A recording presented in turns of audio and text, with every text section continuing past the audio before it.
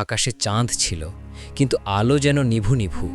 শহরের বিশাল ডিজিটাল স্ক্রিনগুলোতে হঠাৎ এক মুখ ভেসে উঠল। মানুষ থমকে দাঁড়ালো। কেউ বলল নতুন কোনো বিশ্বনেতা, কেউ বলল মহাবিজ্ঞানী, কেউ বলল মানবজাতির ত্রাণকর্তা। কিন্তু কিছু বৃদ্ধ আলেম কেঁপে উঠলেন। তারা ফিসফিস করে বললেন, সময় এসে গেছে। এ গল্প কোনো সিনেমা নয়, এ গল্প সেই ব্যক্তির যার আগমনের কথা বলেছেন বিশ্বনবী হযরত মুহাম্মদ সাল্লাল্লাহু আলাইহি ওয়াসাল্লাম। তিনি সতর্ক করেছিলেন, আদম আলাইহিসসালাম থেকে কিয়ামত পর্যন্ত দাজ্জালের চেয়ে বড় ফিতনা আর নেই। দাজ্জাল শব্দের অর্থ প্রতারক, যে সত্যকে ঢেকে মিথ্যাকে সাজিয়ে তোলে। সে হবে একজন মানুষ, কিন্তু তার ফিতনা হবে একটি বৈশ্বিক ব্যবস্থা। সে শুধু অস্ত্র নিয়ে আসবে না, সে আসবে প্রভাব নিয়ে, প্রযুক্তি নিয়ে, মনস্তত্ত্ব নিয়ে, ক্ষুধার সুযোগ নিয়ে। একটি ঐতিহাসিক ঘটনা রয়েছে। এক সাহাবী তামিম আদ-দারি রাদিয়াল্লাহু সমুদ্রযাত্রায় ঝড়ের কবলে পড়ে এক দ্বীপে পৌঁছান। সেখানে তারা এক অদ্ভুত লোমশ প্রাণী এবং পরে শিকলে বাঁধা এক মানুষ দেখতে পান। সে নিজেকে পরিচয় দেয় সেই দাজ্জাল। এই ঘটনা সংরক্ষিত আছে সাহিহ মুসলিমে। অনেক আলেমের মতে সে এখনও জীবিত, এক নির্জন স্থানে বন্দী, সময়ের অপেক্ষায়। রাসূল সাল্লাল্লাহু আলাইহি ওয়াসাল্লাম তার চেহারা পর্যন্ত বর্ণনা করেছেন।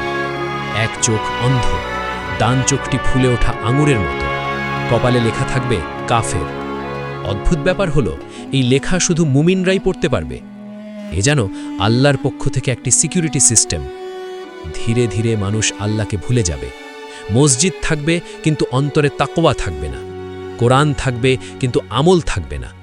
মিথ্যা হবে ভাইরাল, সত্য হবে অচেনা। দুর্ভিক্ষ আসবে, 3 বছর টানা বৃষ্টি কমে যাবে, ফসল নষ্ট হবে, মানুষ খাদ্যের জন্য হাহাকার করবে। ঠিক তখন একজন ব্যক্তি আবির্ভূত হবে। সে বলবে, আমি তোমাদের রিজিক দিতে পারি। মানুষ তার দিকে ছুটে যাবে। তার ক্ষমতার ভয়াবহতা এত বেশি হবে যে সে আকাশকে বলবে, বৃষ্টি দাও, বৃষ্টি হবে। মাটিকে বলবে, ফসল ফলাও, ফসল ফলবে। সে একজন যুবককে হত্যা করবে, পরে আবার জীবিত করবে এমন ভেলকি দেখাবে। মানুষ চিৎকার করে বলবে, এই তো খোদা। কিন্তু যারা জানবে তারা বুঝবে এটা পরীক্ষা। তার সময়কাল হবে 40 দিন। প্রথম দিন 1 বছরের সমান, দ্বিতীয় দিন 1 মাসের সমান, তৃতীয় দিন 1 সপ্তাহের সমান, বাকি দিন স্বাভাবিক। ভাবুন, একদিন যদি 1 বছরের মতো দীর্ঘ হয়, কত ভয়ঙ্কর হবে সেই সময়। সে কোথায় যেতে পারবে না, সে পুরো পৃথিবী ঘুরে বেড়াবে, কিন্তু 2 শহরে প্রবেশ করতে পারবে না, মক্কা, মদিনা। এই 2 শহর ফেরেশতারা পাহারা দেবে। তার অনুসারীরা হবে যাদের ঈমানে দুর্বল, যারা দুনিয়াকে বেশি ভালোবাসে, যারা ক্ষুধার্ত, দরিদ্র, নিরাশ। বিশেষ করে অনেক ইহুদি তার অনুসারী হবে বলে বর্ণনা আছে। মহিলাদের মধ্যেও বিভ্রান্তি ছড়াবে, এমনকি বাবা সন্তানকে বেঁধে রাখবে যেন সে দাজ্জালের কাছে না যায়। ঈসা আলাইহিসসালামের পৃথিবীতে অবতরণ ও দাজ্জালের শেষ পরিণতি যা জানলে অবাক হয়ে যাবে। যখন পৃথিবী আতঙ্কে কাঁপবে, মানুষ বিভ্রান্ত, ভীত, দিশেহারা, মুমিনরা অবরুদ্ধ, দাজ্জালের বাহিনী চারদিকে ছড়িয়ে পড়েছে, ঠিক তখনই শুরু হবে ইতিহাসের সবচেয়ে নাটকীয় অধ্যায়। রাতের আকাশ অস্বাভাবিক নীরব। হঠাৎ পূর্ব আকাশে এক অপার্থিব আলো ফুটে উঠবে। না, সেটি বজ্রপাত নয়, না কোনো মহাকাশ যান নয়, এটি হবে আল্লাহর প্রতিশ্রুত সাহায্য। হযরত ঈসা আলাইহিসসালাম অবতরণ করবেন। হাদিসে এসেছে, তিনি অবতরণ করবেন সিরিয়ার রাজধানী দামেস্কের পূর্ব দিকে অবস্থিত সাদা মিনারের কাছে। তার 2 হাত থাকবে 2 ফেরেশতার ডানায় ভর করা অবস্থায়। তার পোশাক হবে হালকা হলুদ বর্ণের। তার চুল থেকে যেন পানির ফোঁটা ঝরছে, যদিও তা ভেজা নয়। এই দৃশ্য হবে এমন যা ভাষায় সম্পূর্ণ বর্ণনা করা যায় না। সেই সময় মুসলিমরা একত্রিত থাকবে নামাজের প্রস্তুতিতে। তাদের ইমাম সামনে দাঁড়াবেন। ঠিক তখনই ঈসা আলাইহিসসালাম অবতরণ করবেন। ইমাম পেছনে সরে গিয়ে তাকে ইমামতি করতে বলবেন। কিন্তু ঈসা আলাইহিসসালাম বলবেন, না, তোমরাই একে অপরের ইমাম, এই উম্মাহ সম্মানিত। এটি হবে একটি গভীর বার্তা। তিনি নতুন শরিয়া নিয়ে আসছেন না, তিনি অনুসরণ করবেন শেষ নবীর উম্মাহকে। নামাজ শেষ হওয়ার পর শুরু হবে চূড়ান্ত অধ্যায়। দাজ্জাল তখন চারদিকে বিশৃঙ্খলা ছড়িয়ে বেড়াচ্ছে। সে দাবি করছে সেই খোদা। তার অনুসারীরা উল্লাস করছে, কিন্তু হঠাৎ সে খবর পাবে ঈসা আলাইহিসসালাম অবতরণ করেছেন।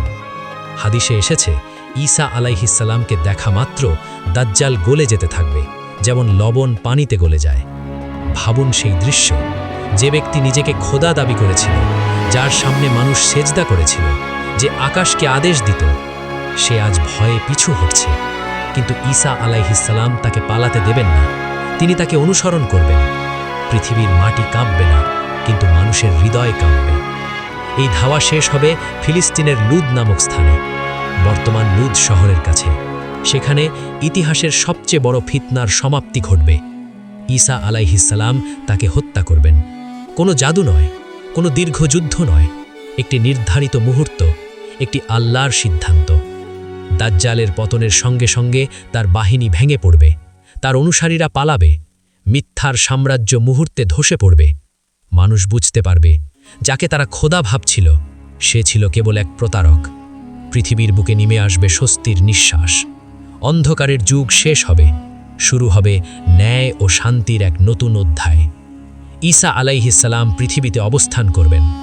তিনি ক্রুশ ভেঙে দেবেন, অর্থাৎ ভুল বিশ্বাসের অবসান ঘটাবেন।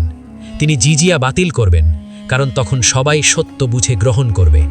পৃথিবীতে শান্তি প্রতিষ্ঠিত হবে, হিংস্র প্রাণীরাও শান্ত হয়ে যাবে বলে বর্ণনা আছে।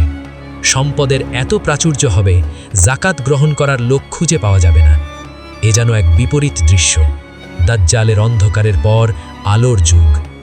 এই অধ্যায় আমাদের শেখায়, ফিতনা যত বড়ই হোক, আল্লাহর সাহায্য তার চেয়েও বড়।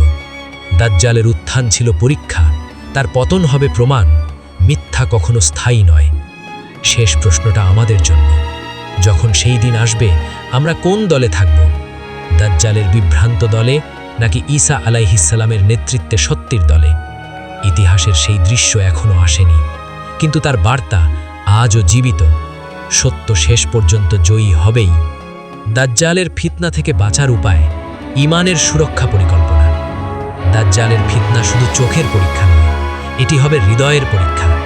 জ্ঞান, ধৈর্য, তাকওয়া সবকিছুর পরীক্ষা। তাই রাসূল আমাদের শুধু ভয় দেখিয়ে যাননি, তিনি শিখিয়ে গেছেন বাঁচার পথ। এ পথ কঠিন নয়, কিন্তু অবহেলা করলে ভয়ঙ্কর। প্রথম সুরক্ষা। হাদিসে এসেছে, যে ব্যক্তি সূরা কাহাফের প্রথম 10 আয়াত মুখস্থ করবে, সে দাজ্জালের ফিতনা থেকে নিরাপদ থাকবে। আরেক বর্ণনায় শেষ 10 আয়াতের কথাও এসেছে। সূরা কাহাফ কেন?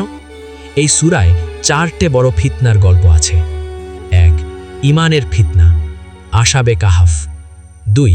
সম্পদের ফিতনা, 2 বাগানের মালিক। 3. জ্ঞানের ফিতনা, মুসা আলাইহিসসালাম ও খিজির আলাইহিসসালাম। 4. ক্ষমতার ফিতনা, জুলকারনাইন। দাজ্জালের ফিতনাও এই 4টির সমন্বয়। সে ঈমান কেড়ে নিতে চাইবে, সম্পদ দিয়ে প্রলুব্ধ করবে, ভুল জ্ঞান দিয়ে বিভ্রান্ত করবে, ক্ষমতার ভয় দেখাবে। তাই সূরা কাহাফ আসলে এক ধরনের মানসিক ঢাল। শুধু মুখস্থ করাই নয়, বোঝা, ভাবা, আমল করা জরুরি। দ্বিতীয় সুরক্ষা। রাসূলুল্লাহ মুহাম্মদ সাল্লাল্লাহু আলাইহি ওয়াসাল্লাম প্রতিটি নামাজের শেষ বৈঠকে একটি বিশেষ দোয়া পড়তেন। তিনি বলতেন, হে আল্লাহ, আমি জাহান্নামের আযাব থেকে আশ্রয় চাই, কবরের আযাব থেকে আশ্রয় চাই, জীবন ও মৃত্যুর ফিতনা থেকে আশ্রয় চাই, এবং মসিহ দাজ্জালের ফিতনা থেকে আশ্রয় চাই। ভাবুন, যিনি সর্বশ্রেষ্ঠ নবী, যিনি আল্লাহর প্রিয়তম বান্দা, তিনিও দাজ্জালের ফিতনা থেকে আশ্রয় চাইতেন। তৃতীয় সুরক্ষা। নামাজে দৃঢ় থাকা। দাজ্জালের সবচেয়ে বড় টার্গেট হবে ঈমান, আর ঈমানের সবচেয়ে বড় ভিত্তি নামাজ। যে ব্যক্তি 5 ওয়াক্ত নামাজে অটল থাকবে, তার হৃদয় আল্লাহর সঙ্গে যুক্ত থাকবে। যে হৃদয় আল্লাহর সঙ্গে যুক্ত, সেটিকে প্রতারণা ভাঙতে পারে না। নামাজ শুধু রুটিন নয়, এটি আত্মার চার্জিং সিস্টেম, এটি মানসিক প্রতিরক্ষা ব্যবস্থা। চতুর্থ সুরক্ষা। সঠিক জ্ঞান অর্জন। পঞ্চম সুরক্ষা। দুনিয়ার মোহ কমানো। ষষ্ঠ সুরক্ষা। সৎসঙ্গ। শেষ সময় একা থাকা কঠিন হবে। ঈমানদারদের ছোট ছোট দল থাকবে, একজন আরেকজনকে শক্তি দেবে। ভালো বন্ধু ঈমান বাড়ায়, খারাপ বন্ধু সন্দেহ ঢোকায়। সপ্তম সুরক্ষা। ধৈর্য। দাজ্জালের সময় দুর্ভিক্ষ হবে, চাপ হবে, প্রলোভন হবে। সেই সময় যারা ধৈর্য ধরবে, তারাই সফল হবে। এই সব প্রস্তুতি একদিনে হয় না, আজ থেকেই শুরু করতে হয়। দাজ্জাল আসুক বা না আসুক, এই আমলগুলো আমাদের জীবনকে শক্ত করবে। সবশেষে মনে রাখতে হবে, ফিতনা যত বড়ই হোক, আল্লাহর ক্ষমতা তার চেয়েও বড়। দাজ্জালের বিরুদ্ধে সবচেয়ে বড় অস্ত্র টাকা নয়, অস্ত্র নয়, প্রযুক্তি নয়, সবচেয়ে বড় অস্ত্র অটল ঈমান। এই রকম ইসলামিক ভিডিও পেতে চ্যানেলটি সাবস্ক্রাইব এবং লাইক কমেন্ট করুন।